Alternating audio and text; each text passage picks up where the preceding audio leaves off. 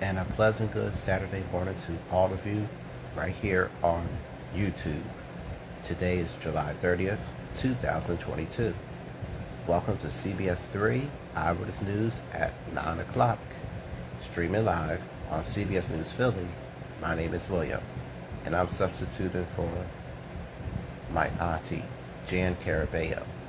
She left me in charge just for today.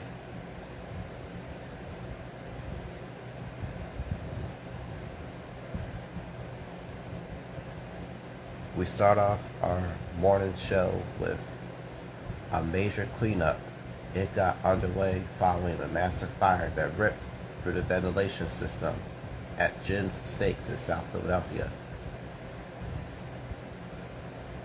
You're taking a live view down the Jersey Shore this morning.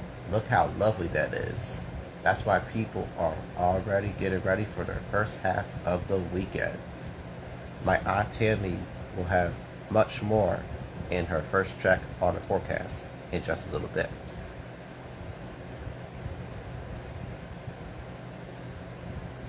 Speaking of which, here she is now. Go ahead and take it away, Aunt Tammy. We'll be watching.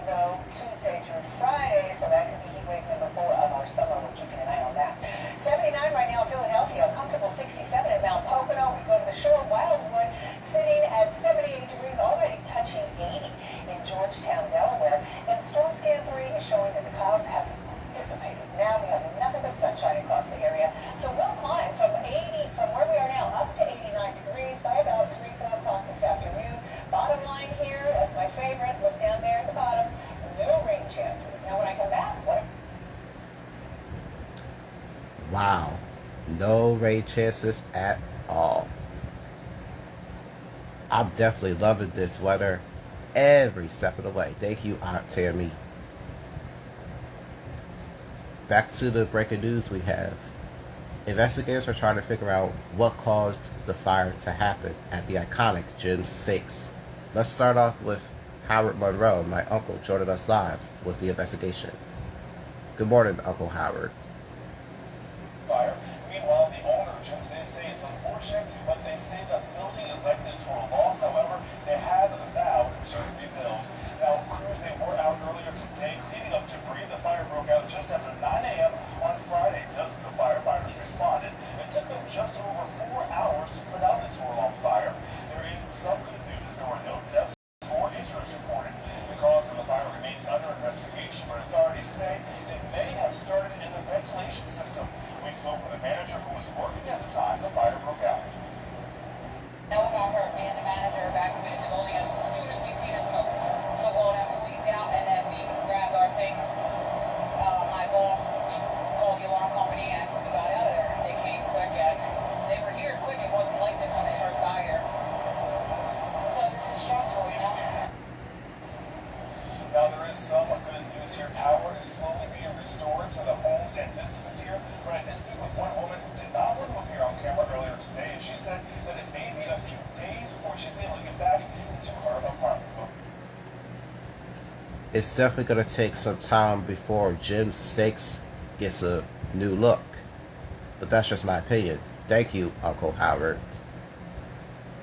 Stay with CBS 3 for the continuing coverage on the fire at Jim's Steaks. You'll get live updates on CBS News Philly and my favorite website, cbsphilly.com. The family of Phantability is calling for the full release of a heavily independent report, so we're being told anything could happen in a heartbeat. My favorite news reporter, Carrie Corrado, has more on that news story. Carrie? The family of 8-year-old Phantability demanding answers and transparency. They say they are disappointed after the Sharon Hill Borough Council released a 50-page report with no answers.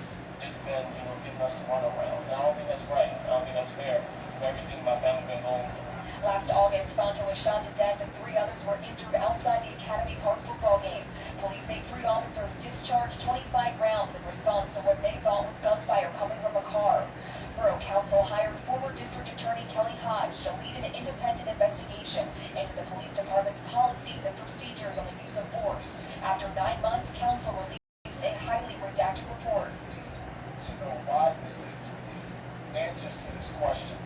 We need to know what it is that Sharon Hill Borough Council and the police department are hiding. To say that we are confused and disgusted would be an understatement. That Sharon Hill Borough had the audacity to release that report when every important fact is redacted. When Eyewitness News asked about why the report is heavily redacted, the borough solicitor said there is pending litigation and attorney-client privilege prevents the disclosure. Calls to the mayor and police chief asking about why the recommendations moving forward were redacted were not returned. Attorney Bruce Castor, who is representing Fanta's family, released a statement as well, saying the report is an insult to the memory of Fanta and completely unacceptable in any society that values truth and the rule of law. The heavily edited report raises more questions in the minds of the family and the public than it answers. We communicate, we did everything what we're supposed to do. And today is just like another slap in the face for my family. Sharon Hill officers Brian Devaney, Sean Dolan, and Devon Smith were charged with manslaughter and later fired. Their attorneys filed a motion this week to have the manslaughter charges dismissed. Their next hearing is scheduled for September 16th. And that's why they should be in jail for what they did to that little girl. Thank you for keeping me up to date, Carrie Corrado. Now we have an update for you that happened on the Interstate 95 and the Cottman Avenue. We're being told that child endangerment charges are being filed for a man who goes by the name of Raheem Murphy. This all happened on Thursday morning. The police have not made any arrests. A community goes together remembering the victim of a hit and run. CBS 3 was there in Delaware County, Pennsylvania, in Chester. That's where family and friends released balloons of Maurice Pinkard late last night. He was struck by a Ford F-150 on July 23rd. The wife and daughter were on the side of the road as the crash happened. Police are still searching for the truck and the driver. Now we have breaking news. Somebody has won the estimated jackpot of $1.2 billion. And it could be you. We're being told that it's the second largest jackpot. Those ticket machines, as you can see here, were at the 7-Eleven convenience store on Friday. If you didn't buy a ticket, what are you waiting for? Just get some money out the wallet and do what you have to do.